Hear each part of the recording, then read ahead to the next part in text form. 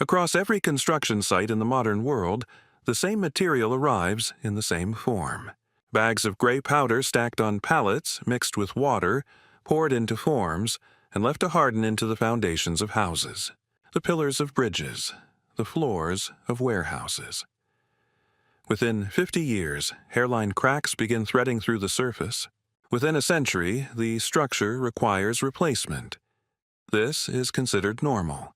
But press your hand against the stone wall of a Roman harbor pier that has stood in seawater for 2,000 years, and the surface feels as solid as the day it was cast.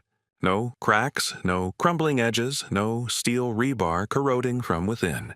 The chemistry that built those structures was not more complicated than what we use today. It was simpler, and in some cases it required nothing more than sand, an alkaline solution, and a liquid that sits in your kitchen cupboard right now for less than $3. Not mixed into cement, not fired in a kiln, just sand, transformed at room temperature into stone that resists fire, resists water, and resists the kind of slow structural failure that defines almost every concrete building erected in the last 100 years. The process was documented in print in 1627. It was refined and published again in 1646 by one of the most respected chemists in Europe. And then, quietly, it disappeared from the construction manuals, not because it stopped working, but because the material that replaced it could be patented, standardized, and sold by the ton in a supply chain that now generates over $400 billion annually. What cannot be owned cannot be monopolized. And what cannot be monopolized cannot sustain an industry built on recurring sales. This is the story of water glass, the liquid stone that alchemists called liquor silicum, the chemistry that turns loose sand into a monolithic block harder than most concrete you have ever walked on, and the recipe that disappeared from building codes not because the science failed, but because the science worked too well. Let me take you to a workshop in Amsterdam. The year is 1646. A German-born chemist named Johann Rudolf Glauber is standing over a glass vessel in a room lit by candles and the glow of a small furnace. His hands are stained black from years of working with minerals, acids, and alkalis. Glauber is not a fringe figure. He is one of the most brilliant experimental minds in Europe, a man whose discoveries will shape industrial chemistry for the next 2 centuries. He has just combined ordinary sand with potash, derived from wood ashes, and heated the mixture until the sand dissolved into the alkaline solution like sugar dissolving into water. When he strains the liquid and lets it cool, what remains is a thick, honey-colored syrup. He calls it liquor silicum, the liquid of silica. Today we call it water glass or potassium silicate. When Glauber adds a few drops of acid to the syrup, something extraordinary happens. The liquid begins to solidify rapidly, like a chemical decision being made in real time. Within minutes, the surface develops a hard, glassy crust. Within hours, the entire mass has transformed into a rigid, stone-like material that resists water, resists mild acids, and holds its shape under pressure. Glauber documents this in his published works. He describes the process in plain language. He does not hide the formula behind allegory or alchemical symbols. This is the mid-17th century, and the scientific revolution is already underway. Knowledge is being written down, printed and circulated across Europe in books that sit on the shelves of every major university library within a decade of publication. The chemistry of water glass is not a secret. It is documented, repeatable, and understood. And yet, within 200 years, it will be written out of nearly every construction manual in the industrialized world. Go back further. 19 years earlier, in 1627, an English philosopher named Francis Bacon publishes a book called Sylva Sylvarum, a collection of 1,000 experiments documenting how natural substances behave when combined under different conditions. Salt with acid, metals with fire, minerals with alkalis. Bacon is not conducting these experiments in isolation. He is gathering observations from alchemists, craftsmen, and natural philosophers across Europe and organizing them into a single reference work. Sylva Sylvarum is not fringe science. It is one of the foundational texts of the scientific method, and it circulates widely across England and the continent within years of its publication. Buried inside this volume are observations about what happens when sand is combined with alkaline substances and then exposed to acids. The sand dissolves. The solution hardens. The result is a material that behaves like stone. Bacon does not claim to have invented this process. He is simply recording what others have already observed, which means the knowledge is older than 1627. It predates the book. It predates the printing press. The Romans certainly knew. They built harbor piers, aqueducts, and the dome of the Pantheon using a concrete formula that has outlasted every structure we have poured in the last century. In 2023, a team of researchers at MIT published a study that finally explained why Roman concrete grows stronger over time, while modern concrete crumbles within decades. The secret lies in the way calcium carbonate crystallizes inside the material. Roman concrete was made by mixing volcanic ash, lime, and seawater, and when that mixture cured, it did not form the brittle hydraulic gel that defines modern Portland cement. Instead, it formed a network of interlocking calcium carbonate crystals that grew slowly at the grain boundaries, filling microcracks as they appeared and effectively healing the structure from within.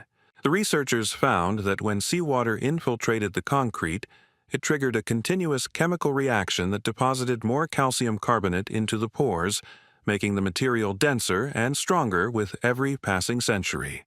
Some Roman harbor structures built 2,000 years ago are more structurally sound today than the day they were poured, while modern concrete piers built in the same locations have crumbled and been replaced multiple times in the last 50 years. The chemistry that made this possible was not more advanced than what we use today. It was different and, in some ways, simpler, because it relied on natural mineral reactions that occur at room temperature, rather than the high-heat industrial processes that define modern cement production.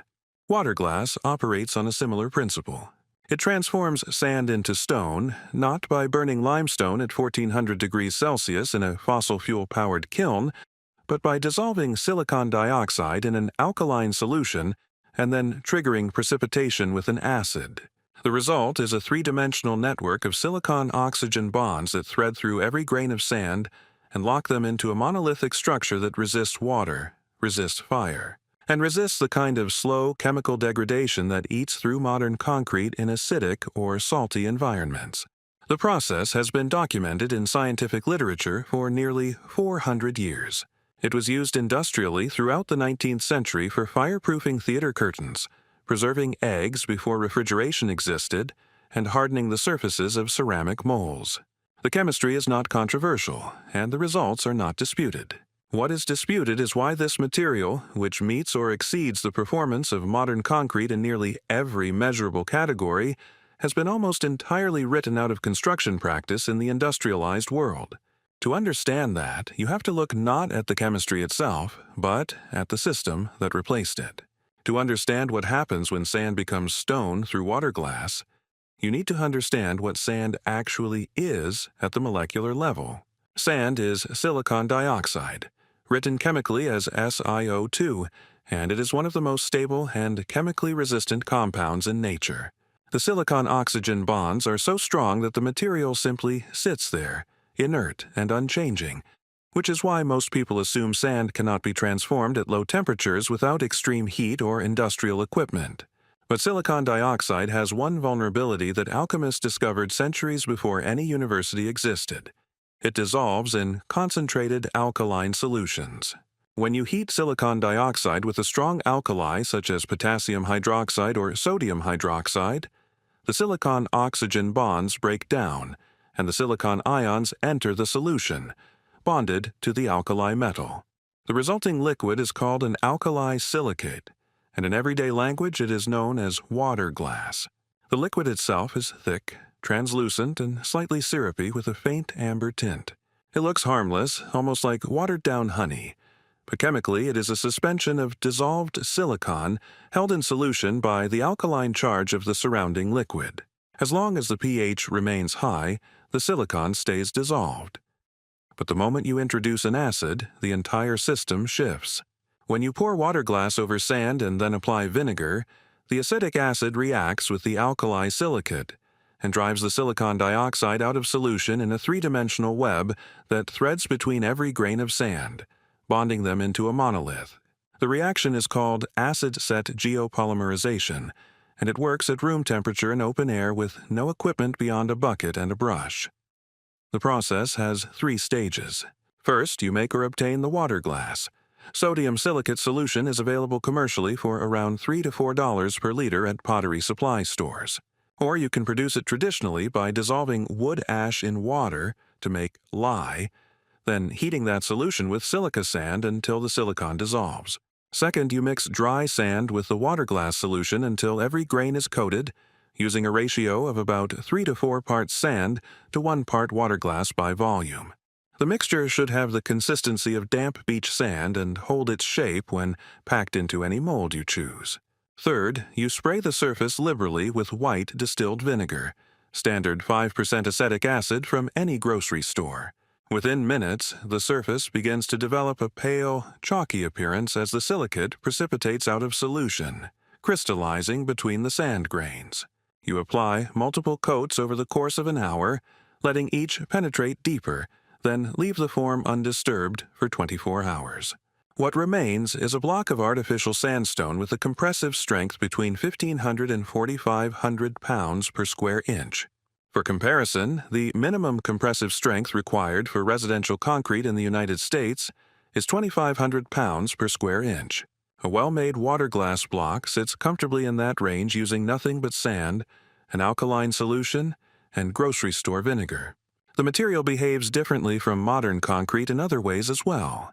Because the silicate bonds are covalent rather than hydraulic, the stone does not dissolve under acid rain the way ordinary concrete does. It resists sulfates and chlorides that would corrode modern foundations.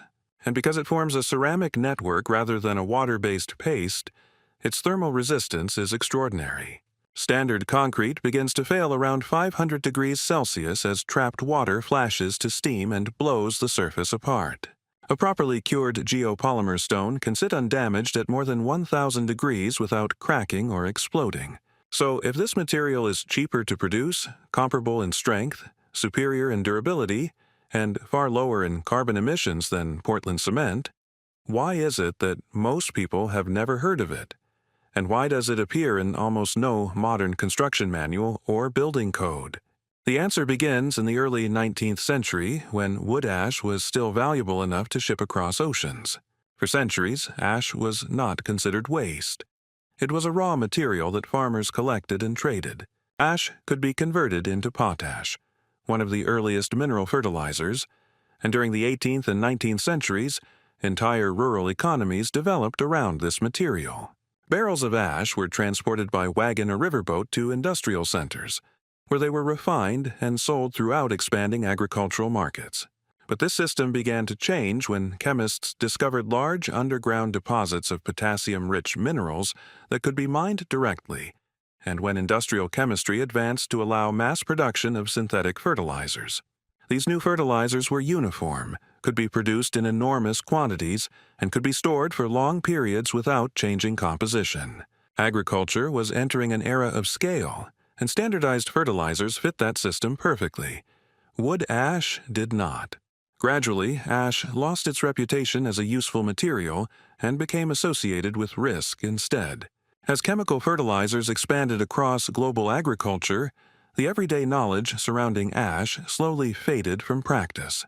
And then, in 1824, an English bricklayer named Joseph Aspdin patented something he called Portland cement, and the entire trajectory of construction chemistry shifted in a single generation.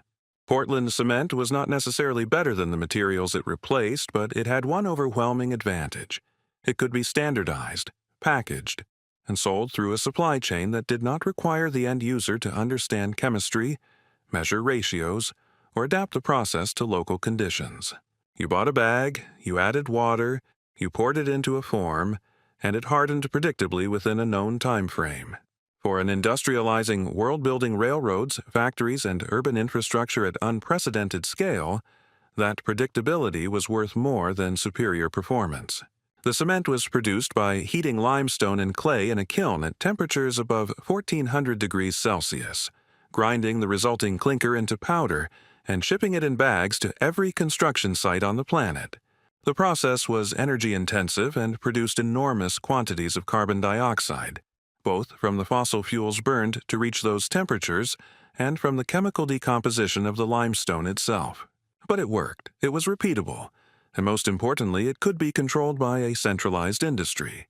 By the early 20th century, Portland cement had achieved something that water glass never could. It had become the mandatory material in building codes across the industrialized world. Standards bodies began writing specifications that defined acceptable construction materials not by their performance, but by their composition. A foundation was not required to meet a certain compressive strength or durability threshold, and then be approved regardless of how it was made. Instead, it was required to be made from Portland cement mixed according to specific ratios, and anything that deviated from that formula was considered non-compliant. This was not necessarily the result of a conspiracy, though the cement industry certainly benefited from the arrangement. It was the result of a regulatory system that prioritized uniformity and ease of enforcement over material innovation. Engineers were trained to specify Portland cement because that was what the codes recognized. Insurance companies would underwrite buildings made from Portland cement because that was what the actuarial tables covered. Banks would finance construction projects that used Portland cement because that was what appraisers understood. Water glass, meanwhile, remained in use for niche industrial applications, fireproofing, ceramics, certain types of adhesives, but it disappeared almost entirely from construction practice, not because it had been proven inferior, but because it had never been standardized in a way that fit the regulatory architecture of modern building codes. As of 2026, the situation has barely changed. The standard that governs ready-mix concrete in the United States contains no provision for geopolymer formulations. The code that structural engineers use to design reinforced concrete structures does not acknowledge silicate-based artificial stone. Australia amended its standard in 2024 to allow performance-based geopolymer specifications, but the United States has not moved. You can build a bridge with Portland cement and get a permit in 30 days. You can build the same bridge with a material that emits 60 to 80% less carbon dioxide and spend 2 years in a permitting process that may end with a rejection simply because the standard does not mention it. The mechanism of suppression is not a boardroom conspiracy, it is a building code. The most effective suppression is the kind that does not look like suppression at all. But when the standard was written by committees that included representatives of the Portland cement industry, when the same industry spends millions annually on lobbying and research grants to the academic institutions that train the engineers who eventually sit on those committees, the outcome is not neutral. The chemistry is not the barrier. The chemistry has been proven for centuries. The barrier is the institutional architecture of an industry that cannot afford to let the chemistry be used.